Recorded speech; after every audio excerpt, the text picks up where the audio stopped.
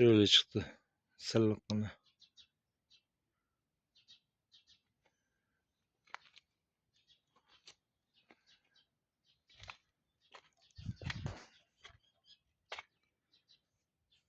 Bu tomon hali qolip ko'chirilgani yo'q. Bu tomonlari ham chopib chiqdim-de. Ko'rinish bir xil. İşimiz kimga qiziq bo'lsa 33 kod bilan 508 86 86 ga bemalol telefon qilaveringlar.